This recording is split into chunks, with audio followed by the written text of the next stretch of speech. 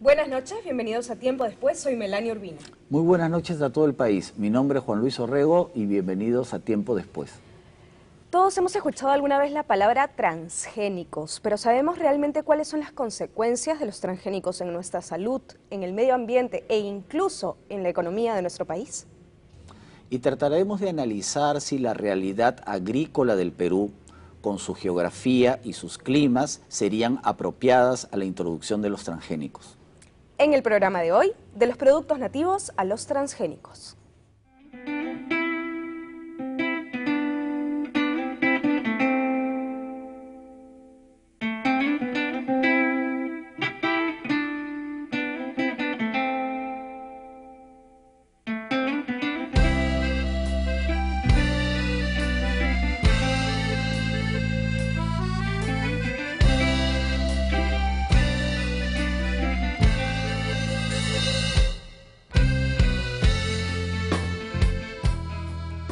De hoy nos acompañan dos invitados muy especiales. Voy a presentar a Alfonso Lizárraga, él es biólogo y profesor universitario. Bienvenido, Alfonso. Muchas gracias.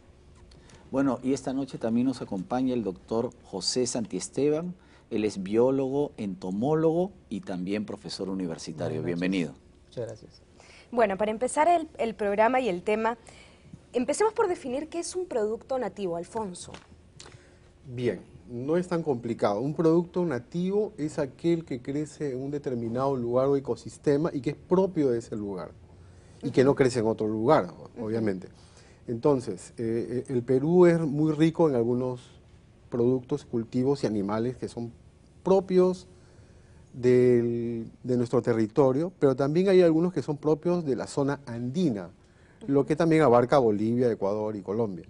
Entonces, para resumir, cualquier producto que crece en nuestro ámbito geográfico, en nuestros ecosistemas, y que no desarrolle en otro lugar, lo consideramos como un producto o un cultivo nativo. Perfecto. ¿Y qué es un producto transgénico?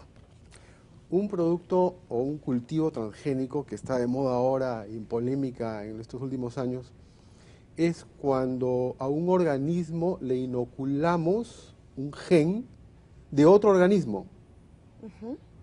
Y que esa relación no existe naturalmente, se realiza en laboratorio.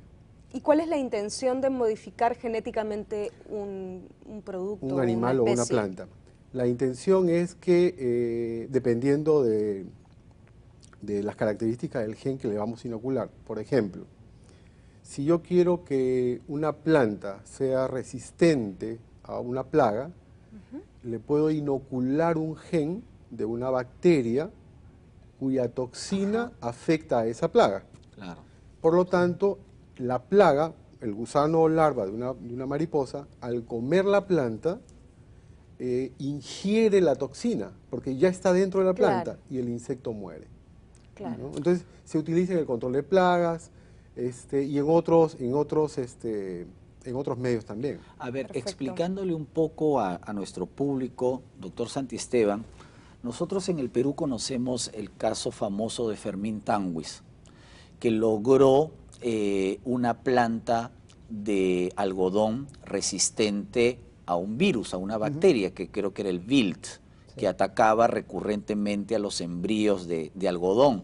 Con eso el Perú pudo asegurar la producción de algodón y extenderla en varios puntos de nuestra costa. Ojo que el algodón es un producto nativo, porque el cultivo de algodón o la domesticación de algodón se remonta a 7.000 años, o sea, 5.000 años antes de Cristo.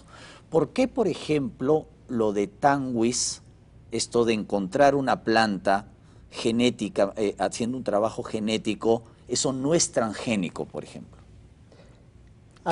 ¿Qué hizo Tanguis y qué hacen los científicos involucrados en lo transgénico? Lo que hizo Tanguis es en realidad algo que el ser humano ha venido haciendo por mucho tiempo. En la búsqueda de sus necesidades o de satisfacer sus necesidades, está buscando continuamente la naturaleza y encuentra, por ejemplo, una planta con ciertos atributos, la lleva y la siembra o la cría. Entonces, lo que se conoce como selección tradicional es un proceso que ha ocurrido no solamente de Tanguis, sino mucho antes, en los cuales las personas o los agricultores continuamente están buscando en la naturaleza Mejores plantas, plantas o mejores que- animales. o animales que produzcan más o que tengan mejor color o que tengan mejor brillo. Entonces, eso es lo que se conoce como la selección tradicional. O la genética natural de Que- plantas. Que en realidad esto, ¿por qué ocurre eso y por qué es posible hacer esto? Porque en la naturaleza existe una enorme diversidad, no solamente entre especies, sino dentro de una especie. Nosotros los seres humanos, por ejemplo, somos diferentes, pero somos de la misma especie. Las plantas también tienen esa naturaleza. Entonces, esa variedad natural que existe en el mundo es lo que el hombre aprovecha. Y es lo que hizo Tanguis, sencillamente en su búsqueda continua de buscar una solución a este problema del virus. Sencillamente la lógica fue la siguiente: vamos a buscar una planta que sea resistente naturalmente a este patógeno. Y encontró realmente una planta, buscando continuamente. O haciendo injertos, ¿no? De dos plantas distintas, las junta y logra... Identificó la planta Claro. que tenía la mejor producción y que no había sido atacada.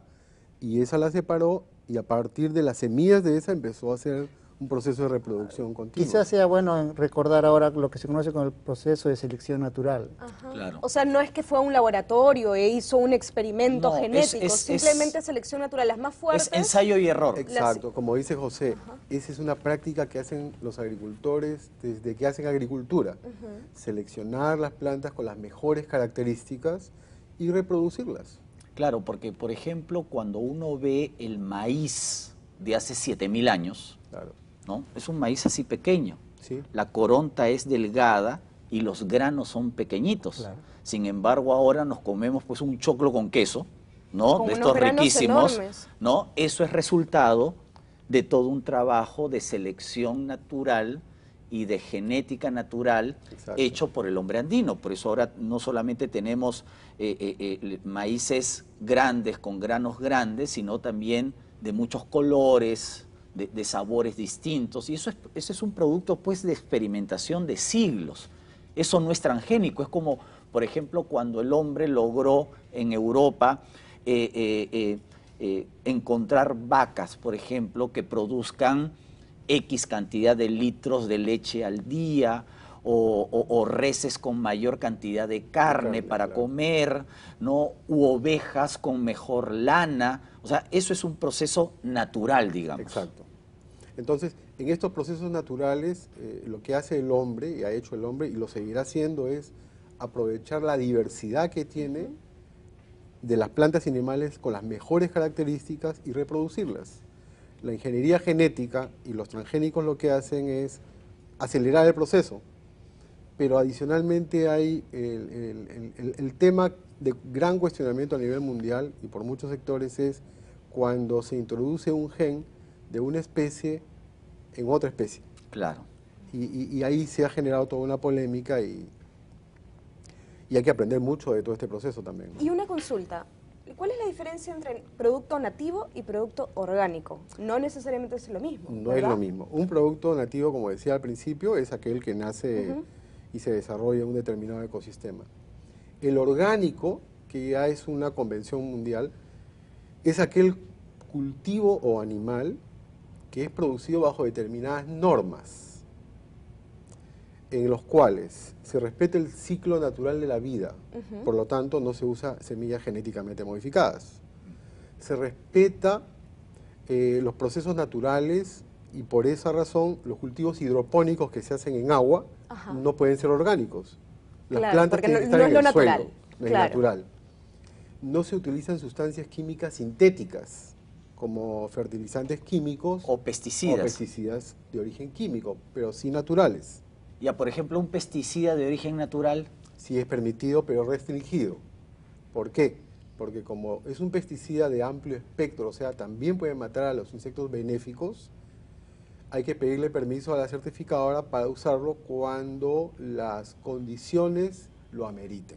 O sea, no está prohibido, pero ahí está restringido por el proceso de la certificación. Entonces, hay una certificación de terceros. Por eso que hay empresas especializadas en certificar, que también hay en el Perú, y que certifican estos procesos orgánicos.